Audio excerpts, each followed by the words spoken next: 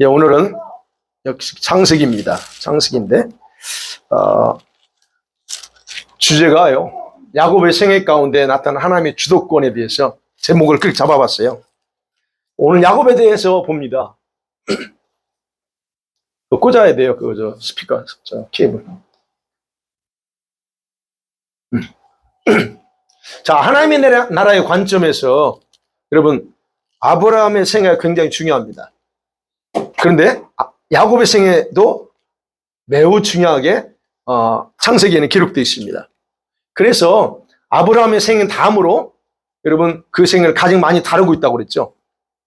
어느 정도로 중요하냐면 큰 민족을 이루겠다고 하는 그런 약속의 실현을 위한 그런 구체적인 작업이 이삭이 아니고 바로 야곱에게서 나타나기 때문에 야곱의 생애가 대단히 중요해요. 예.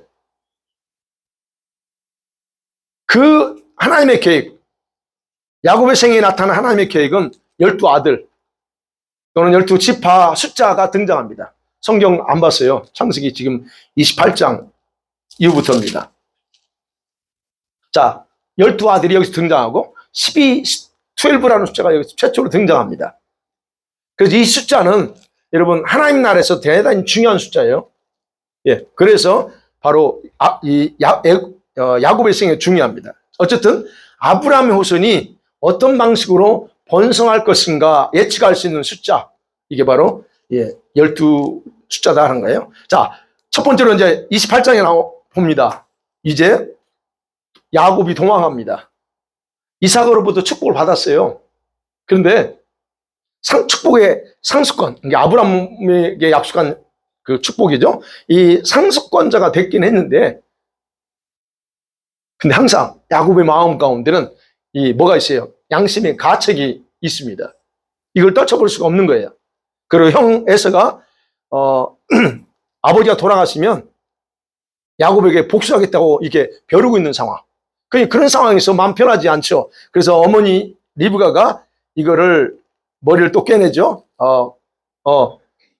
자기 고향으로 보내서 거기서 신부를 만나게 하겠다는 이런 식으로 계획을 세워서 야곱을 자기 고향, 리브가의 고향으로 보냅니다. 어찌든 그래서 야곱은 또 그 아버지 허락을 받아서 갑니다. 가다가 어디에요? 베델 사건을 경험합니다. 그 28장 10절에서 이제 22절까지가 나오는 내용이에요. 베델 사건. 하나님은 한 번도 개인적으로 야곱에게 나타난 적이 없습니다. 근데 언제 나타나요? 부모와 형에게서 분리되어 나갈 때 드디어 하나님이 야곱에게 자기 자신을 계시해요. 그럼 야곱은 이제서야 하나님이 어떤 분이라는 걸 실감해요. 처음 만나서. 그리고 말만 듣던 그 하나님, 아버지가 말했고 할아버지 아브라함이 말했던 그 하나님이 여기서 그러죠. 16절에 보니까 여호와께서 과연 여기 계셨는데 내가 지금까지 알려 못했구나 하라고 그래요. 여러분, 하나님은 저 멀리 계시는 것 같은데 여러분 하나님 만나고 나면 어디 계신가 알아요? 바로 하나님 내 옆에 계셨구나라는 걸 아는 거예요. 바로 그 고백을 하는 겁니다. 야곱은 그냥 추상적으로 들었고 말로만 들었던 그 하나님을 이제 직접적으로 경험함을 통해서 이렇게 고백하는 거예요. 근데 언제 만났어요? 꿈에. 여러분, 하나님이 그가 자고 있는 그 꿈에 나타났어요. 근데 왜 꿈에 나타났을까? 그냥 환상을 열어서 보여주시지? 어쨌든 꿈에 나타납니다. 근데 그 모습이 꿈을 꿨는데 천사가 사닥다리에 보이고 하늘을 단 사닥다리에 보이고 천사가 왔다 갔다 하는 그 모습 봅니다. 자, 그러면 그 꿈이 중요한 게 아니고 거기서 야곱이 하나님 만났다는 게 중요한 건데, 그럼 왜 하나님께서 여기에서 베델에서 나타나셨는가 하는 거고 왜 꿈에 나타나셨는가 하는 거예요. 두 가지로 생각할 수 있어요. 어떤 거냐면 야곱이 약속의 상속자라는 것을 하나님도 인정한다는 의미예요. 비록 그가 비열한 방법으로 축복을 빼앗았어요. 그렇지만 하나님은 이삭이 속았던 야곱을 축복했잖아요. 그러면 그 축복이 야곱에게 실현되게 하겠다고 하는 거, 그게 하나님의 인정한다는 의미예요. 그래서 꿈에 나타나서 그에게 이제 보여주는 겁니다. 그 다음에 두 번째 의미는 뭐냐면 야곱의 인생과 야곱이 앞으로 받을 축복과 그 다음에 야곱과 하나님과의 사이의 그 언약의 주도권을 야곱에게 있는 게 아니고 하나님 자신에게 있다고 하는 것을 인식시켜 주려고 나타나셨다라고 우리가 볼 수가 있습니다. 여러분, 야곱의 생애 동안 하나님은 신실하게 그를 위해서 일할 것을 약속해요. 그래서 내용을 보면 그러죠. 내가 널 축복할 거야 라고 약속합니다. 그런데 지금 입장에서 야곱은 할 게 하나도 없어요. 지금 이제 삼촌 집으로 가야 되는 상황. 이게 능동적으로 뭔가 자기의 축복을 받기 위해서 할 수 있는 게 아무것도 없습니다. 그가 아버지 집을 떠날 때 뭐 변화된 게 없어요. 아무것도 없어요. 그렇지만 자 이제는 하나님이 직접 나타나셔가지고 새로운 신분을 상승해주고 새로운 인생 여정을 바로 부모 없이 형부도 없이 하나님과의 관계 속에서 그리고 하나님 앞에서 펼쳐 나가야 된다는 걸 야곱이 처음으로 이제 인식하고 있는 거예요. 꿈에 그걸 하나님께서 만남을 통해서 알게 해주는 겁니다.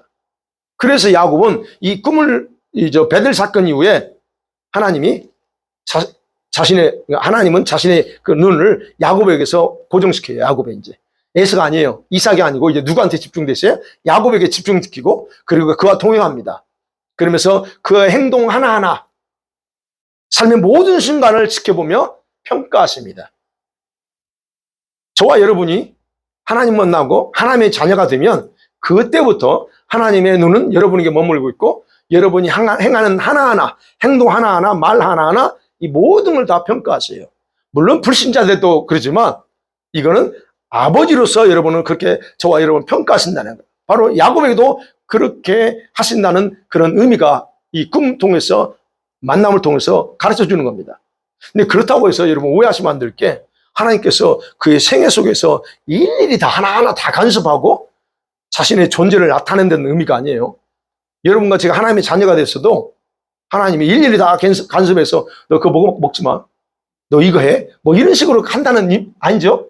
예, 그런 거예요. 그러면 야곱은 그 경험한 사건을 통해서 처음으로 이제 하나님이 어떤 분인가를 알게 돼. 그리고 자신의 삶에서 하나님을 이제 실제로 의식하고 살아갈 수 있는 거예요. 저와 여러분이 예수 믿고 처음 믿고 나서 하나님 만나고 나면 뭘 의식합니까? 여러분 안에 계신 성령을 의식하고 그러겠죠? 또는 우리가 그냥 하나님 의식하죠. 예수님 의식하고 살죠. 그와 마찬가지로 야곱도 이때부터 처음으로 이제는 하나님 의식하고 산다는 거예요. 그래서 하나님 만난 게 대단히 중요합니다. 그래서 이 꿈을 통해서 베델에서 만난 것이 대단히 중요한 거예요. 자, 라반의 집에 도착했습니다. 야곱이 도착했어요. 자, 도착하면서 거기서 생활하면서도 자기는 반드시 복을 받아야 된다는 분명한 목적이 있었어요. 이제는 하나님 축복을 약속했잖아요. 그럼 너가 축복을 할 거야. 그러면 자기는 반드시 축복 받는다는 그런 게 있어. 목적이 생겼습니다. 그러니까 목동으로서 거기 삼촌 집에 살면서도 생활이 힘들지만 어떻게 일해요? 기쁘게 일합니다. 너무 기쁘게 해요. 그의 생활의 단면을 보여주는 것이 뭐예요? 29장에서 나이를 얻기 위해서 7년을 어떻게 평가합니까? 29장 20절에 보면 며칠처럼 일주일 보낸 것처럼 보냈다라고 하는 그렇게 여기고 했다는 거예요. 목적이 있으니까 물론 이제 이 라헬은 자기가 그 사랑하는 여자를 생각했으니까 그렇다지만 그의 삶 자체가 그렇다는 거예요. 그때부터 바뀌었다는 거예요. 목적이 뚜렷하니까 이제는 뭐 어떻게 해요? 그냥 모든 일에 기쁘게 하는 거예요. 1년이 하루처럼 느껴. 이런 거 있잖아.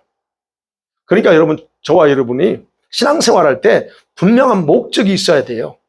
이 분명한 목적이 있으면 비록 몸은 조금 힘들지라도 마음과 영혼은 생기가 넘치는 생활, 그게 가능한 겁니다. 나는 왜 이렇게 신앙생활하면서 생기가 없고 맥이 없나? 여러분 생각해 보셔야 돼요. 그게 없어요, 목적이. 내가 왜 신앙생활로, 내가 왜 기도해야 되고 이런 것들이 없기 때문에 그렇다는 거. 자, 두 번째로 보면 이제 29장에서 3장을 쭉 보면 라반의 집에서 이제 삼촌 집이죠. 거기서 생활하는 그 야곱의 모습을 봐요. 근데요, 29장과 이 30장에서 우리가 핵심이 있어요. 가장 중요한 핵심이 뭐냐? 그가 20년 이 삼촌 집에 생활하는 걸 함축해서 기록하고 있다는 거예요. 일일이 다 기록하지 않고 이 두 장이요, 29장과 30장에 야곱이 20년 거기서 살았던 걸 그냥 요약해서 기록한 거예요. 자, 라반의 집에 들어가서 야곱이 생활하는데 곧바로 그가 결혼하고 자녀를 낳았다는 내용 이렇게 나오잖아요. 쭉 보면. 그러니까 그런 식으로 요약했다는 거예요. 자, 그의 결혼 스토리를 보면 이해가 안 되는 부분도 있어요. 아니, 어떻게 저러지? 아니, 자기가 정말 사랑해서 7년을 하루처럼 며칠처럼 여겼던 라헬을 아니, 첫날 밤에 들어가는 라헬인지 어떤지 구분 못하고 그게 가능해요? 그게 이해가 안 돼요. 이제 우리가 상식으로 보면. 그런데 그게 중요한 게 아니고 그가 어떻게 해서 12명의 아들들을 낳았는가 소개하는 것이 핵심이라는 거예요. 보면 어떻게 해요? 라헬과 레아가 경쟁하듯이 자녀를 낳아요. 경쟁하듯이. 이제 그걸 중심으로 해서 기록되고 있다. 그러면 이제 여기서 보면 12명의 자녀 중에 이 벤자민을 제외한 11명이 라반의 집에 났어요. 물론 디나까지 하면 12명 맞죠. 자, 이런 가운데서 라반이 또 속입니다. 라반이 속이고 그 다음에 레아와 라헬 사이 얼마나 질투가 많아요. 그러면서 이제 야곱이 드디어 12아들의 아버지가 될 수 있는 그런 요인이 됐다라고 하는 거예요. 하나님 바로 그걸 통해서 자기 계획을 이루어간다는 거예요. 영적으로 보면 큰 민족을 이루겠다는 틀이 만들어진 거예요, 거기서. 그래서 육신적으로는 하나님의 약속 말씀이 성취될 수가 있었던 겁니다. 네. 생각해 보세요. 야, 아브라함이 너로 큰 민족을 이루어. 근데 딱 하나 줬어. 자식 하나 줬어. 근데 이삭이 자식을 여러 자식 낳았으면 좋은데 또 거기도 쌍둥이만 딱 나고 끝났어. 그럼 야곱이만이 3명 낳았다 하면 이렇게 해서 언제 큰 민족을 이룰 거야 이거예요. 그게 하나님의 계획은 우리가 알 수 없는 건데 그런 부분에서 하나님의 이 큰 민족을 만들기 위한 하나님의 어떤 일하심이 바로 이런 라헬과 레아의 그는 질투의 그 과정 속에서 스트레스 속에서 숨겨져 있다라고 우리가 볼 수 있다는 거예요. 그래서 이걸 보면 그냥 아이고 좀 가정생활이 힘들겠다가 아니고 12명의 자녀를 낳게 하는 것은 하나님의 계획 속에서 진행됐겠구나라고 하는 걸 우리가 보면 조금 더 이해가 쉽습니다. 그래서 이 바단 아람에서 20년 생활을 그냥 짧게 기록했어요. 자, 그리고 요셉을 낳은 후에 야곱은 이제 고향으로 돌아가야 되겠다 생각해요. 왜냐하면 너무 힘들어. 삼촌이 너무 악해. 그러려고 이제 가는데 라반이 말려요. 라반이 요청하면 더 그러지 말고 더 있으라. 그래서 이제 어쨌든 그 말을 듣고 삼촌이 말리니까 거기 있으면서 뭘 생각해요?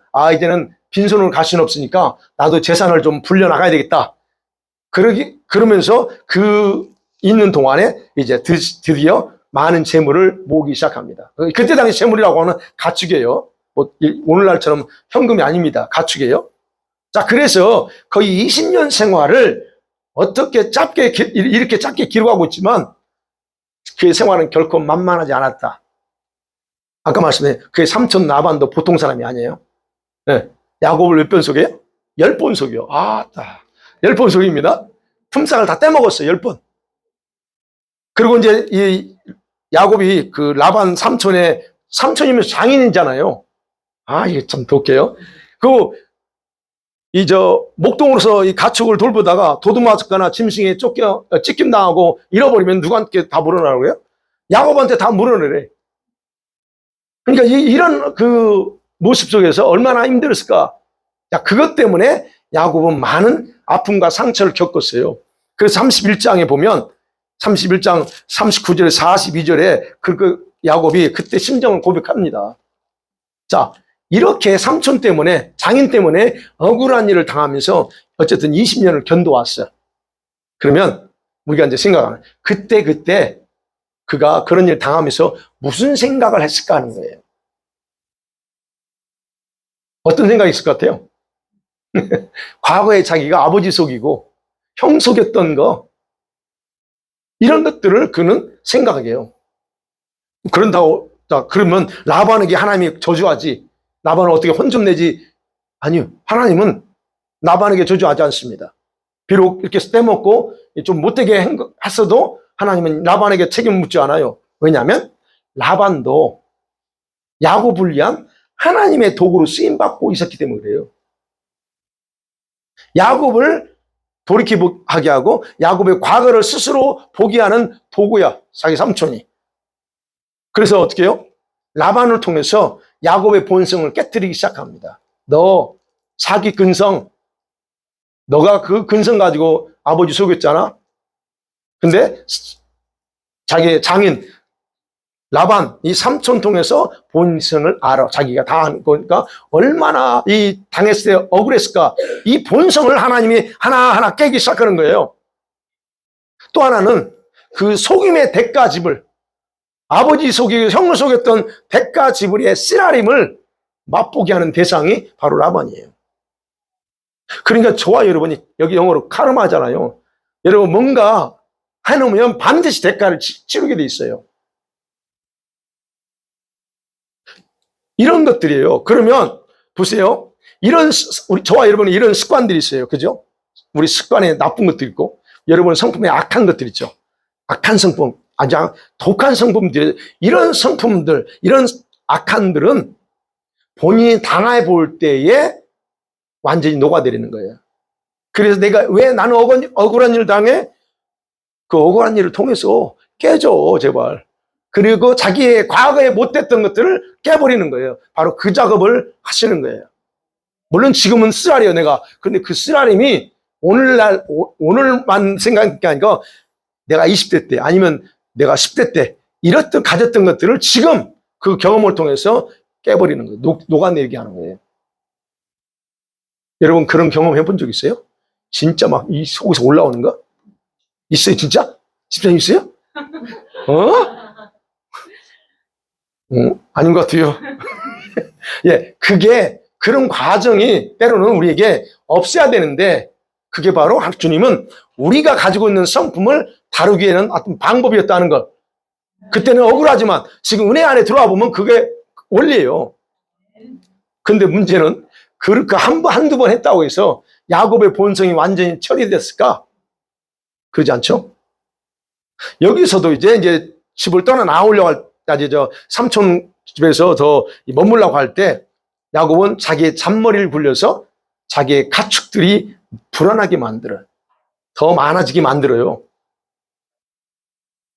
31장이 그러죠? 아니, 그렇지. 30장과 31장에서. 그러면 그 방법이, 야곱이 쓴 방법이 정상적이냐, 불법적이냐, 우리가 거기 가지고 논할 수는 없지만, 그러나 하나님께서 축복의 주도권을 잡고 계시다고 하는 관점에서는 여전히 야곱의 사기성은 변하지 않았다라고 보는 거예요. 그 속이려고 하는 사기성은 안 변했어요. 그런데 희한한 것은 그럼에도 불구하고 하나님은 야곱을 축복해요. 그죠? 야곱의 가축이 더 늘어나요. 그럼 어떻게 하나님은 왜 그렇게 야곱을 축복하셨을까요? 그 잘못된 방법 쓰고 있잖아요. 그런데도 왜 축복하세요? 여러분, 그 일시적입니다. 여러분, 우리가 잘못하는데도 뭔가 잘 돼. 그 축복이라고 생각할 수 있지만 그건 일시적이에요. 야곱에게 이게 지금 야곱의 방법을 보면 30장에서 39절부터 보면 희한한 방법을 써요. 근데 그렇게 쓰는 방법이 옳은 건 아닌데도 불구하고 희한한 건 불어나요. 그건 일시적이다. 그러면 왜 그럴까 하는 거예요. 여러분, 야곱을 향한 하나님의 은혜가 바로 그가 행하는 잘못된 그 모든 것들을 이기게 만드는 거예요. 하나님의 은혜가 더 야곱에게 더 강하게 작용한다는 거예요. 저와 여러분에게도 동일한 거예요. 저와 여러분이 잘못해도 하나님이 그 잘못한 걸 가지고 우리에게 바로바로 뭔가를 하지 않고 은혜로 우리를 지금 이끌어가는 이유가 뭐예요? 은혜가 더 강하다는 거예요. 저와 여러분 향한 그 베풀고자 하는 은혜가 더 크니까 내가 조금 잘못하고 행하는 그런 모든 죄에 대해서 그 죄를 이겨버려요. 그래서 그러는 거예요. 그러나 오해하시면 안 되는 게 하나님 그렇게 축복하신 것이 그런 거짓된 행위를 인정했다는 의미 아니에요. 오해하면 안 돼요. 뭐 때문에 할까요? 약속 때문에. 내가 너 축복할 거야. 약속 때문에 그래요. 그리고 그게 이제 그에게 너가 그런 실수를 너가 그런 실수를 사용해서 축복이 임한 것이 아니고 하나님이 축복하신 결과라는 것을 인식시키기 위해서 그렇다라고 31장 여러분 12절 보면 나와요. 축복의 주도권이 하나님께 있다는 걸 보여주기 위해서 그냥 허용하는 거예요. 그렇기 때문에 여러분 일시적인 하나님의 은혜가 야곱에게 작동됐지만 하나님은 나중에 그 문제를 다시 다루세요. 지금 저와 여러분에게 행하시는 모든 일들이 다 옳아서 그냥 인정해주고 가만히 있는 게 아니고 이 문제는 지금 안 다뤄도 언젠가 다시 다룰 거기 때문에 그냥 은혜로 더 하신다는 거예요. 그 죄가 야곱의 사기성의 그 죄가 다시 야곱을 맞서게 하고 하나님은 그에 맞는 일을 행하게 돼요. 그게 그 부분에 가서 얘기할게요. 그러니까 여러분 지금 여러분이 하나님께서 각자 우리 죄를 다루지 않는다고 해서 괜찮다고 하는 생각 매우 위험합니다. 회개할 건 바로바로 하셔야 돼요. 언젠가는 그 죄가 나를 대항해서 때가 되면요 하나님은 우리에게 그 죄에 대한 조치를 취하셔요. 그래서 항상 회개하고 주님의 자비를 구해야 하는 이유가 여기 있어요. 야곱이 지금 라반을 속이면서 이렇게 사기성 있는 방법으로 양을 취한 것에 대한 대가를 나중에 치러요. 그 부분은 다음 주에 또 할 거예요. 자, 하나님의 축복으로 어쨌든 이제 본문으로 돌아와서 하나님의 축복을 인해서 야곱의 가축주는 점점 많이 늘어납니다. 눈에 띄게 덧보였어요. 와, 라반의 가축보다 점점 더 불어나요. 그래서 라반의 아들들이 이건 야곱이 아버지 재물을 훔친다라고 생각하는 거예요. 아버지의 소유를 다 빼앗아서 저렇게 부자가 됐어라고 불평합니다. 그 말을 야곱이 들어요. 자, 여러분 이게 이제 31장인데 하나님의 주권에서 볼 때에 그것은 야곱에게 뭔가를 들려주고자 하는 사인입니다. 바단 하나님에서 20년 생활은 하나님의 계획 속에서 종지부를 찍고 떠나야 될 때가 됐다 하는 거예요. 야곱의 마음이 그의 가족과 함께 동거하는 것이 점점 부담스러운 순간이 와. 그전에 안 그랬는데 이제는 이게 막 자기 조카들이 그래요. 그냥 그런 걸 보면서 거기서 스스로 무엇인가를 결단을 해야 되겠다라고 하는 때가 온 거예요. 그래서 하나님은 야곱이 주저하지 않고 곧바로 떠날 수 있는 상황까지 기다리시는 거예요. 여러분 하나님께서 일하시는 방법 중에 하나가 바로 그겁니다. 우리가 억지가 아니라 자연적으로 순종하는 쪽으로 유도하고 일과 환경을 만들어 가신다는 거예요. 여러분이 강요해가지고 그냥 포싱해가지고 하게 하지 않고 여러분이 자연적으로 자연스럽게 여러분이 순종함을 통해서 하게끔 유도하고 이끌어간다. 바로 그 방법을 써요. 그러니까 저와 여러분이 하나님이 뭔가 왜 여러분 삶 가운데 뭔가 불편해진 게 있으면 여러분 한번 돌아보세요. 뭘 하나님이 나한테 지금 하기를 원하시는지 이걸 보셔야 됩니다. 자, 어쨌든 야곱의 마음이 이렇게 준비됐어요. 그래서 그렇게 되니까 꿈에 하나님이 나타납니다. 그래서 말하죠. 조상의 땅으로 돌아가라. 네 고향으로 돌아가라. 명령해요. 딱 그때에. 자, 그 명령을 듣고 그는 주저하지 않고 실행에 옮기죠.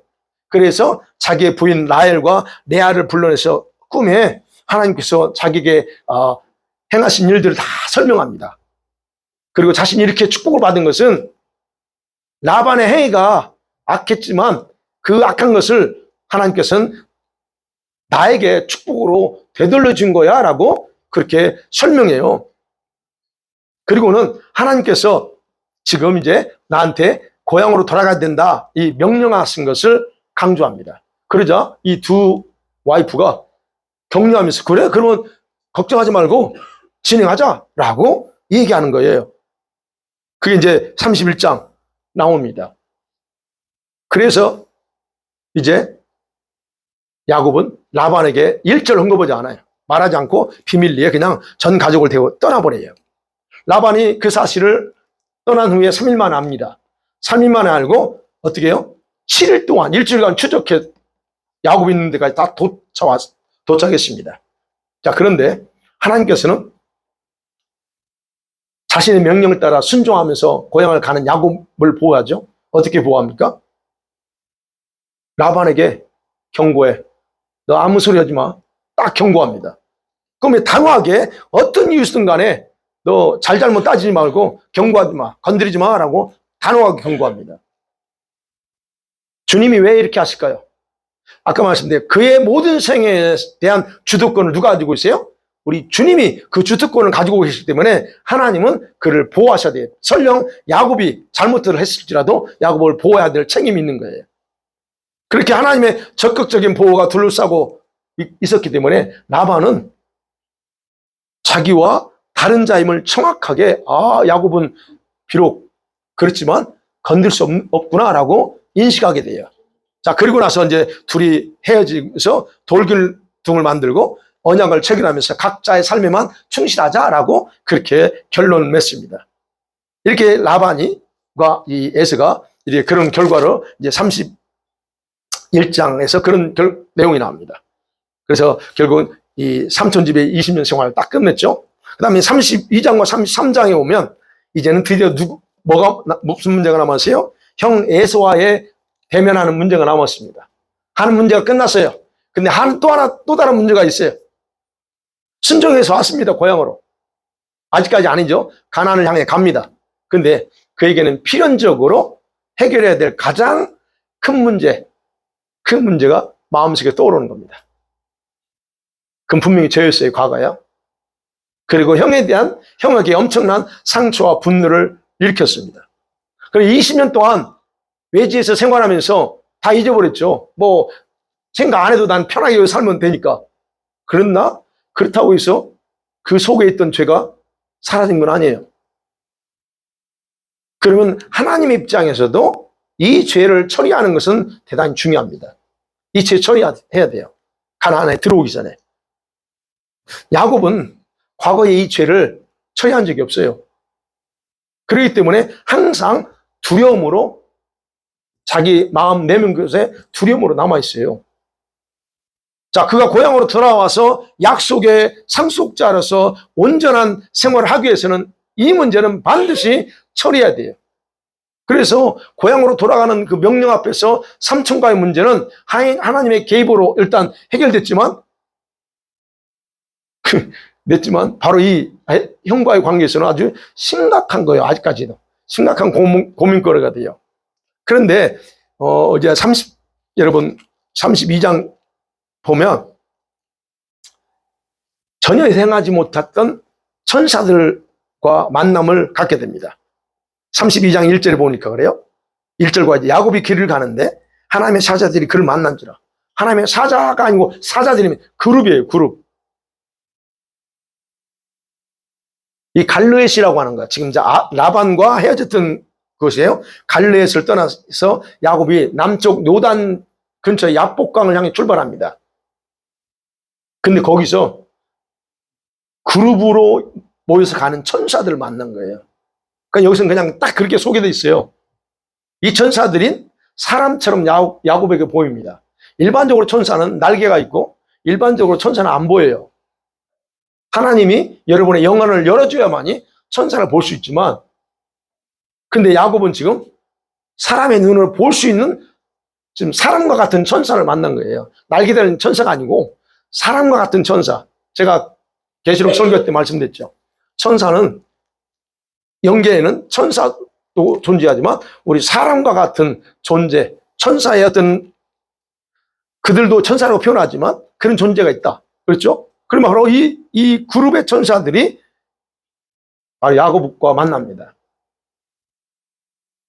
자, 왜 이때 천사들을 만났을까? 여기에 대해 학자들은 뭐 여러 가지 해석합니다. 우리도 예측할 수 있어요. 아, 하나님께서 야곱에게 지금 형에 대한 두려움 가지고 가는 그에게 내가 여전히 너 함께하고 있어 라고 하는 어떤 것을 상기시켜주기 위해서 만날 수 있었지요. 뭘 만나가지고 천사들 만나가지고 뭐 대화했고 어떻게 그런 얘기는 안 나오고 단순히 만났다 그리고 그들에 대해서 야곱은 이렇게 했다라고만 나와요.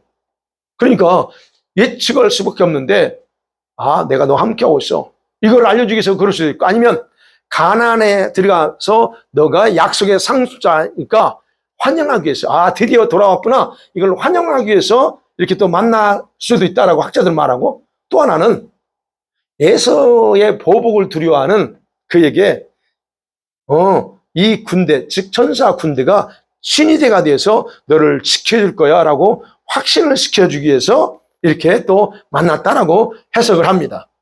그러나 문제는 뭐 그렇게도 이렇게 해석을 하든 상관없이 그 천사들은 성경에 보니까 하나님의 군대래요. 여기 있어요. 1절에서 하나님의 사자들이야. 그런데 2절에서 뭐라면 야곱이 붙이는 거 이들은 하나님의 군대구나 그래요. 하나님의 군대 또는 하나님의 진영이라고 표현을 해요. 그리고 그 천사들이 지나갔던 그곳을 마하나임이라고 말합니다. 그러니까 지나간 게 아니고 야곱이 지나간 거죠. 그 천사들이 진영을 치고 있는 그곳에 야곱이 지나가면서 만난 거예요. 그래서 그 지역을 두 쪽 진영이 만난 장소라고 해서 마하나임이라는 뜻이 그겁니다. 하나님의 진영과 천사 진영과 야곱의 그 그룹들이 만난 장소라고 하는 의미. 자, 이런 내용이 지금 기록되어 있어요. 그러면 그 만남 이후에 야곱이 어떤 확신을 가졌는지는 확인할 수 없어요. 그러나 여전히 보니까 형에 대한 두려움에서 자유하지는 못합니다. 그래서 자신의 특유의 육신적인 재능 있죠? 이 잔머리 굴리는 이 재능을 이용해서 기발한 생각을 해내요. 그게 32장 3절부터 12절까지죠. 그리고는 그 방법이 잘 통하기를 바라면서 하나님께 아브라함과 이삭에게 약속하신 그 약속을 근거로 해서 하나님께 간절히 그런 소원 기도를 합니다. 그게 12절까지입니다. 자, 그 후에 하나님은 그에게서 처리하고 싶은 두 가지 영역을 야곱에게서요. 두 가지 영역을 다루시려고 직접 대면하면서 씨름하죠. 그게 13절부터 나옵니다. 야곱의 씨름. 그죠?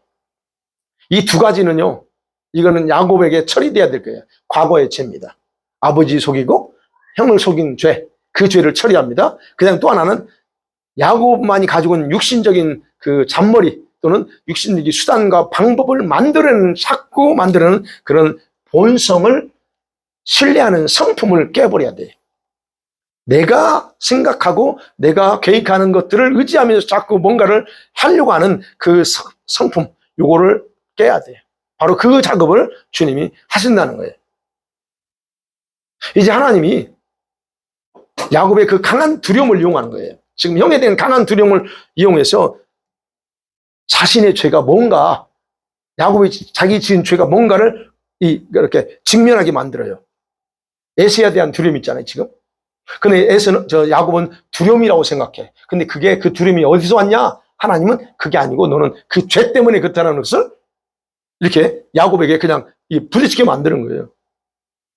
그리고 그 죄에 대한 두려움은 곧 하나님에 대한 두려움이야. 그러니까 너는 나에 대한 두려움도 갖고 있고 그 죄, 형에 대한 두려움이 이게 연결되어 있는 거예요. 올리비아 이해가 됩니까?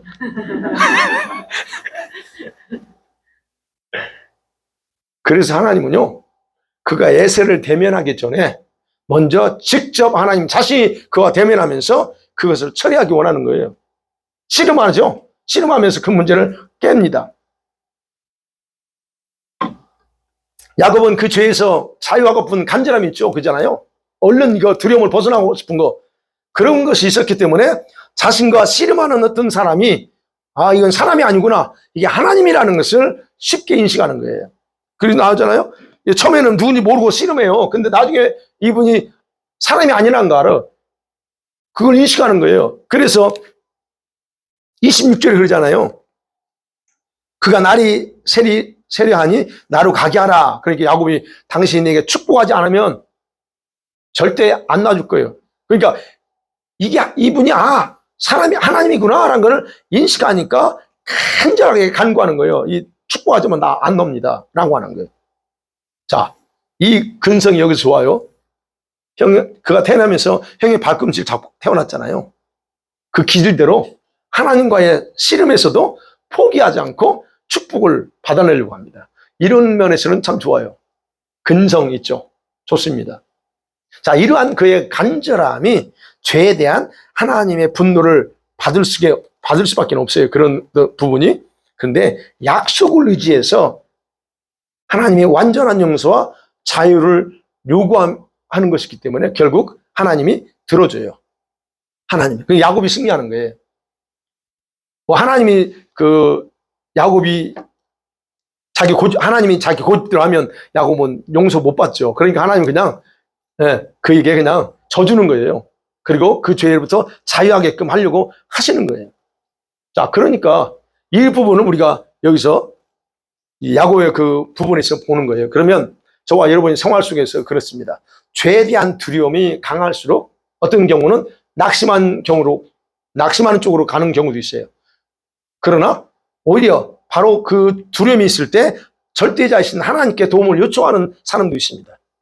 여러분 어떤 스타일인지 모르겠어요. 어떤 두려움이 생기면 두려움 때문에 피해버리냐 아니면 오히려 하나님께 가느냐 하는 거.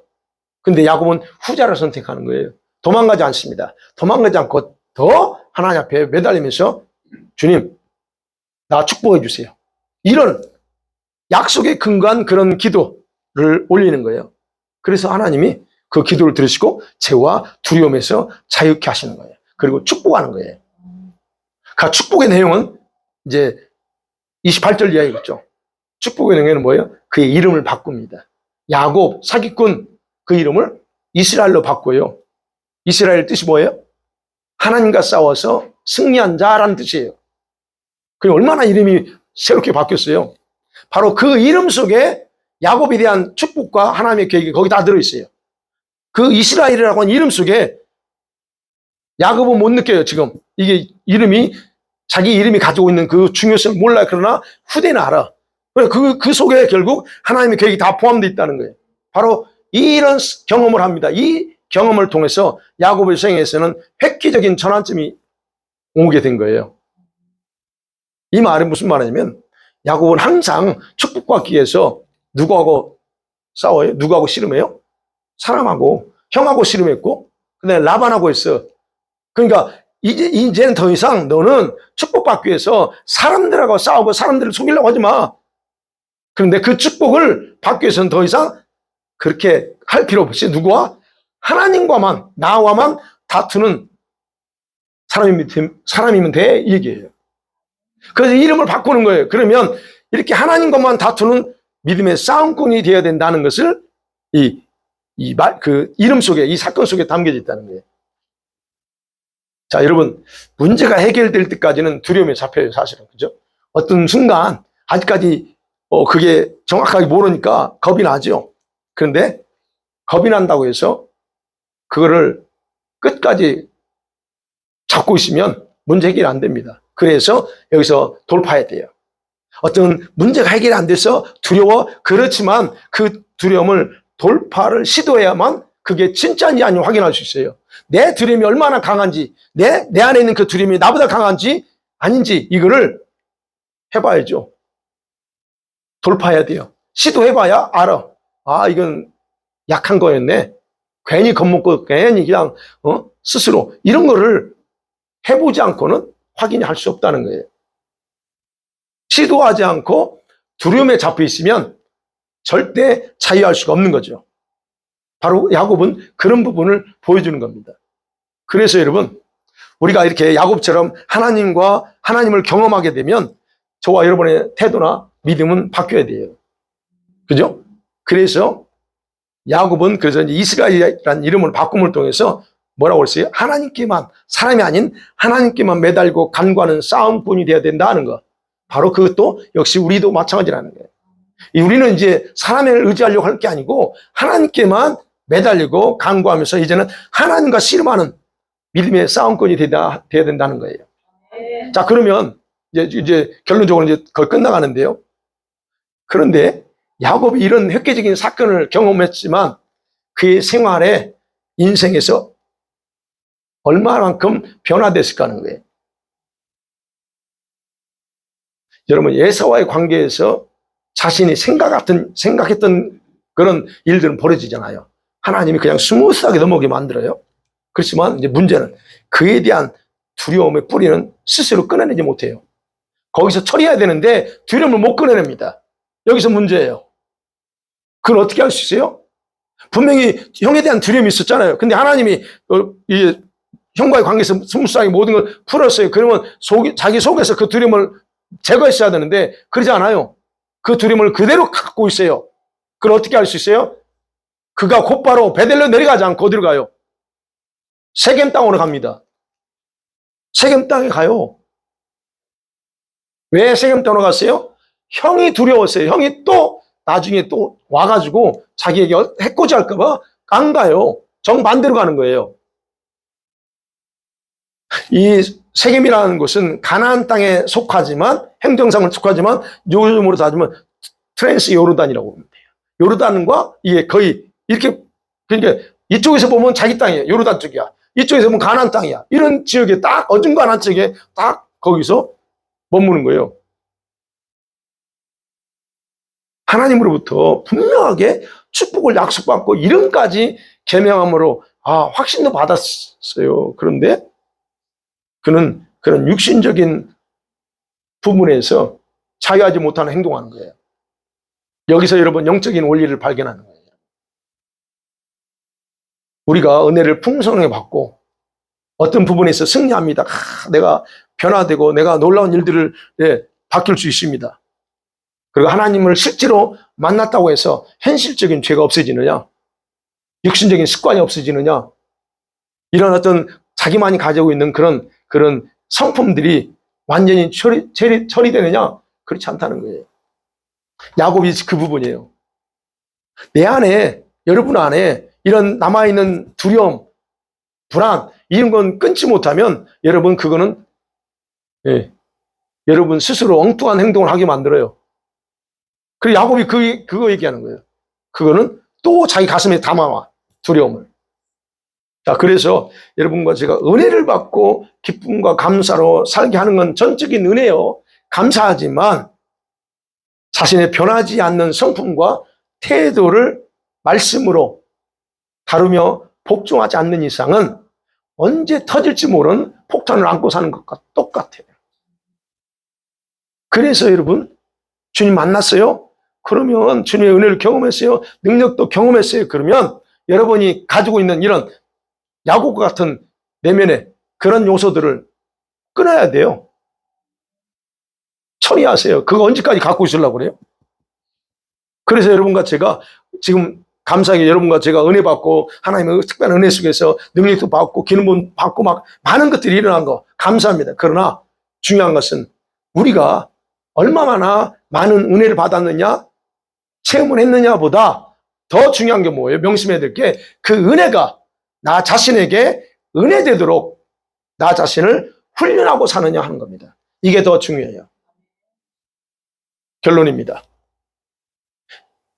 저와 여러분이 주님과 관계에서 획기적인 어떤 전환점을 가졌다 또는 사건을 경험했다라면 반드시 여러분 믿음의 싸움꾼으로 변해야 됩니다.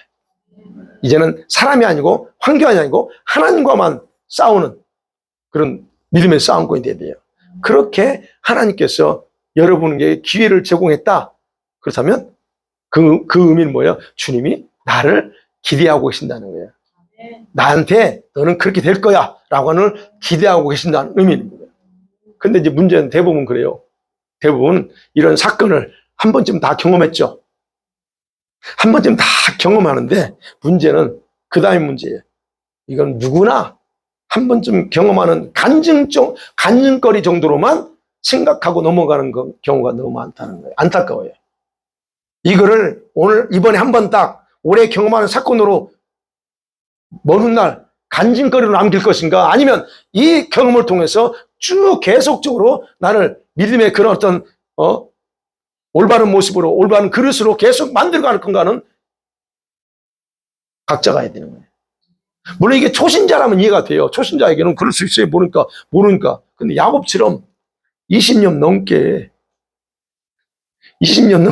경험했으면 그런데도 여전하다? 이거는 좀 심각해요. 자, 야곱이 이런 경험을 통해서 얼마나 변했어요? 육신 본성은 쉽게 안 변해요. 그래서 하나님은 그걸 처리하기 위해서 과거에 용서하지 않는 죄를 사용해요. 그게 뭐라고 했어요? 라반을 속인 거. 그거를 이제 돌아와서 다뤄요. 그래서 요셉 사건을 통해서 하나님은 그를 혹독하게 다뤄가요. 더 심해요. 요셉은 자기가 가장 사랑하는 아들이에요. 근데 그가 죽었다. 속임당해. 자기 속임당하여 그거 얼마나 이 부모로서 찢어지는 그런 아픔이에요. 그걸 더 심하게 당합니다. 그렇게 다뤄요, 하나님이.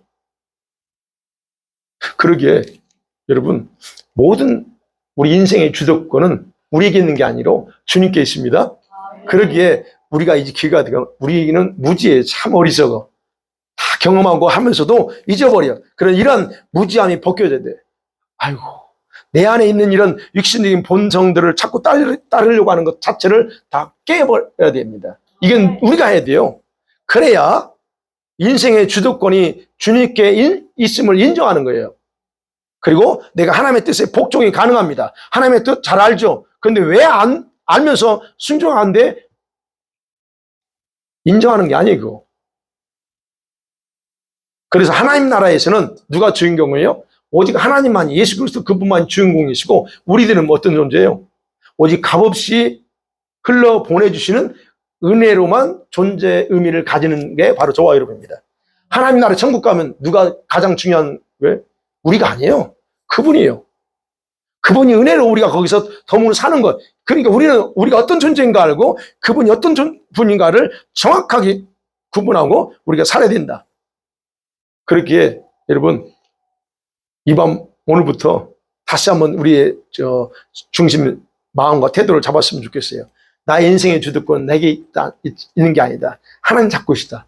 그러니까 주님, 나의 삶을 이끌어 주시고, 그리고 내가 원하는 데 이끌어 주시 말고 아버지께서 원하는 데 이끌어 주시고, 그리고 나를 좀 더 지금보다 거룩하게 변화시켜 주시옵소서라고 그렇게 기도하면서 오늘 저녁 하나님 앞에 같이 나갔으면 좋겠습니다. 아멘.